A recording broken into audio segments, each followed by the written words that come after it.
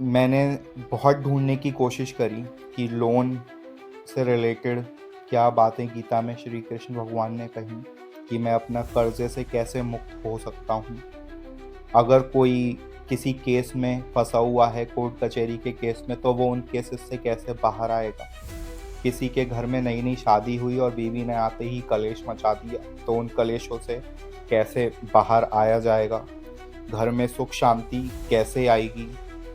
ये सभी उपाय गीता में आप 1000 बार पढ़ लो, अगर मिल जाएँ तो मेरा नाम बदल देना। आप बड़े लकी हो अगर ये वीडियो आपको मिल रही है, और ये ऐसा नहीं कि मैं आपको बता रहा हूँ, भगवान की कृपा है आपके ऊपर जिसकी वजह से ये वीडियो आपको मिलेगी। हम बचपन से ही ये चीज़ सुनते चले आ रहे हैं कि भगवद गीता में हमारी ज़िंदगी की सभी समस्याओं का समाधान है। आप ज़िंदगी में कहीं भी फँस जाओ, किसी भी मोड़ पे अटक जाओ, तो गीता आपको उसका समाधान दे देगी। अब मैं अपनी ज़िंदगी में फँस गया, बहुत बड़ी मुसीबत में फँसा भाई। लाखों का कर्ज़ा मेरे ऊपर चढ़ गया, निकलने का कोई उपाय नहीं मिल रहा था। बहुत हाथ-पैर मारे, लोगों से बातचीत करी कि भई क्या करूँ, कैसे पे करूँ?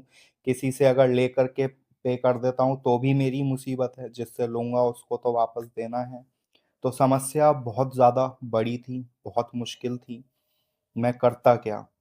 बहुत चीज़ें, फिर मुझे गीता का ये वाली बात याद आई कि भगवद गीता पढ़ो, उसमें तुम्हारी ज़िंदगी के सभी समाधान हैं। मैंने गीता को एक बार पढ़ा, कुछ भी समझ नहीं आया, सब कुछ सर के ऊपर से निकल गया।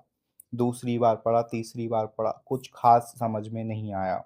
जब चौथी, 5वीं बार पढ़ा तो थोड़ा-थोड़ा सा समझ में आने लगा, और 7-8 बार जब मैं पहुँचा, तब मुझे एक्चुअल चीज़ें समझ में आईं। साथ में मैंने उनकी वाणी सुनी, उन गुरुओं की, जो साक्षात हम भगवान भी अगर उनको कह दें, तो ये गलत नहीं होगा। उनकी मदद से गीता को समझने की मैंने कोशिश करी कि श्री कृष्ण भगवान आखिर कहते क्या हैं। श्री कृष्ण भगवान की कही बातों को वही इंसान बहुत अच्छे से समझ सकता है जो उस स्तर का हो। जैसे आज के समय में प्रेमानंद जी महाराज, बहुत बड़े योगी, बहुत बड़े महात्मा। उनको हम भगवान भी कह दें तो ये गलत नहीं होगा, क्योंकि वो भगवान को प्राप्त कर चुके हैं। तो जब मैंने इस तरीके से गीता को समझने की कोशिश की, तब मैंने पाया कि गीता में हमारी सामाजिक चीज़ों से जुड़ी जो समस्याएँ हैं, उनका समाधान बिल्कुल भी नहीं है, बिल्कुल भी नहीं। पूरी गीता क्या कहती है? जो कहती है, वो आपको समझने के लिए थोड़ा-सा आध्यात्मिक होना पड़ेगा। अगर आप थोड़े से भी आध्यात्मिक हो, भगवान की बातों को जानते हो, तो ही आप मेरी इन बातों को समझ पाओगे। क्योंकि ये बातें एक लेवल ऊपर की हैं। एक नहीं बल्कि 2-3 लेवल ऊपर की ही हैं, बिल्कुल हट के ही हैं। इन चीज़ों को समझने के लिए बहुत ज़्यादा प्रयत्न करना पड़ता है, तो मैं कोशिश कर रहा हूँ कि आपको ये चीज़ मैं समझाऊँ, जिससे कि कभी भी आप परेशानी में पड़ो तो दिशा ना भटको, और परेशानी में पड़ो ही मत। क्योंकि जब मुसीबतें आती हैं ना, तो इंसान अपना आपा खो बैठता है। तो भाई साहब, आप बड़े लकी हो अगर ये वीडियो आपको मिल रही है, और ये ऐसा नहीं कि मैं आपको बता रहा हूँ, भगवान की कृपा है आपके ऊपर जिसकी वजह से ये वीडियो आपको मिलेगी। दोस्तों, भगवद गीता में एक भी चीज़ का ऐसा उपाय नहीं है जो आपको सामाजिक चीज़ों से, सामाजिक परेशानियों से दूर कर दे। मैंने बहुत ढूँढने की कोशिश करी कि लोन से रिलेटेड क्या बातें गीता में श्री कृष्ण भगवान ने कही कि मैं अपना कर्ज़े से कैसे मुक्त हो सकता हूँ। अगर कोई किसी केस में फँसा हुआ है, कोर्ट कचहरी के केस में, तो वो उन केसेस से कैसे बाहर आएगा। किसी के घर में नई-नई शादी हुई और बीवी ने आते ही कलेश मचा दिया, तो उन कलेशों से कैसे बाहर आया जाएगा।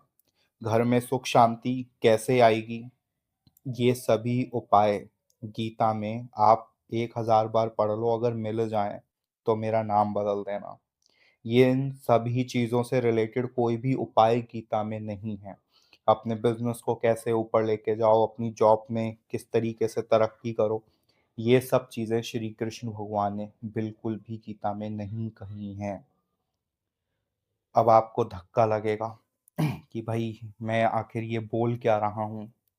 जी हाँ, मैं जो बोल रहा हूँ बहुत सोच समझ के और बहुत गहन पढ़ने के बाद ही बोल रहा हूँ।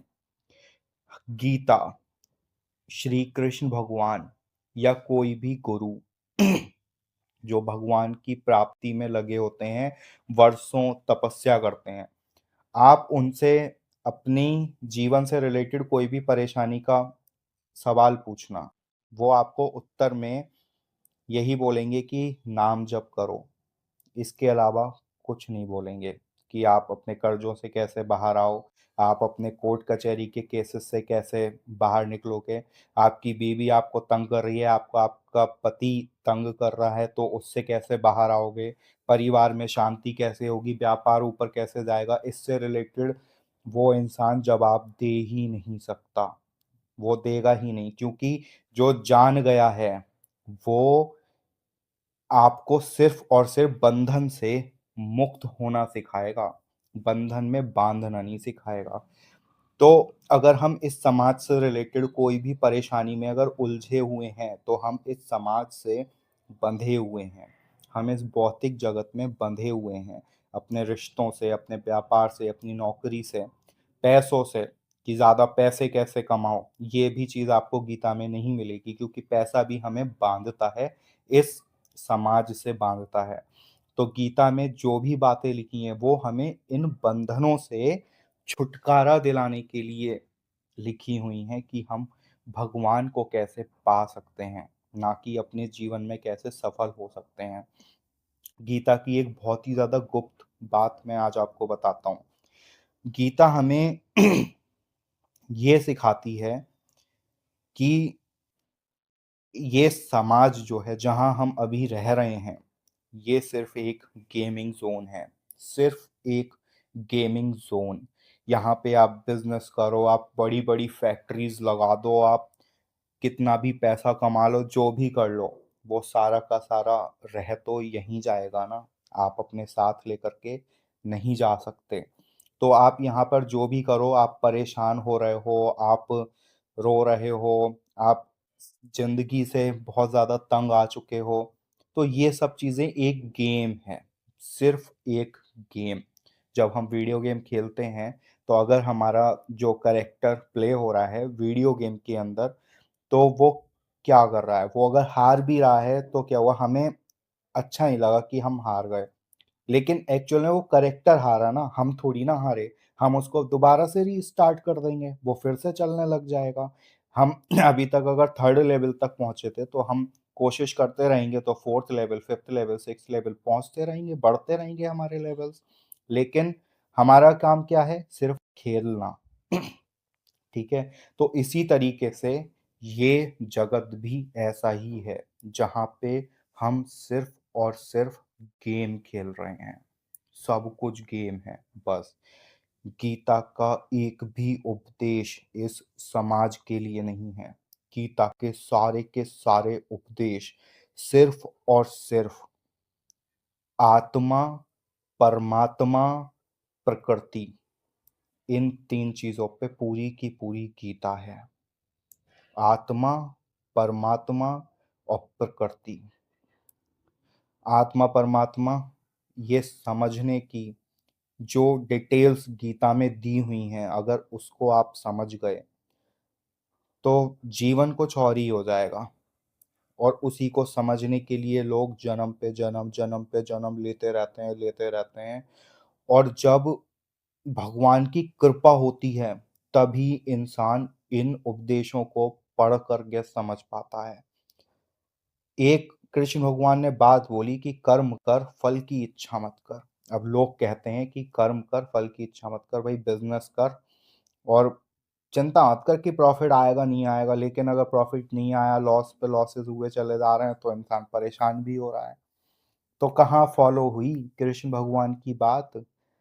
अगर आप जॉब कर रहे हो और मालिक ने आपको 3 महीने तक सैलरी नहीं दी, तो उदास होगे कि नहीं होगे?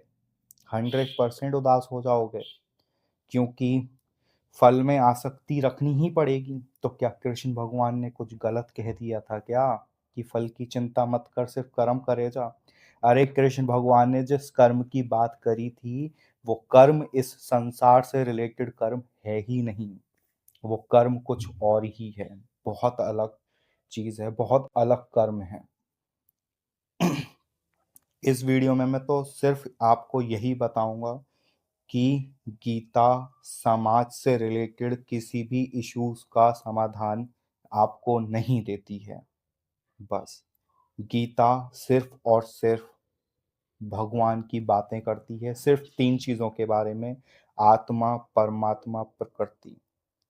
और आप इस समाज से, इस संसार से पीछा कैसे छुड़ा सकते हो? आप एक बार मर करके फिर कभी इस जगत में वापस नहीं आओगे, आप परमात्मा में ही मिल जाओगे। सिर्फ इसका रास्ता भगवत गीता में है, इस समाज से रिलेटेड किसी भी इश्यूज का नहीं।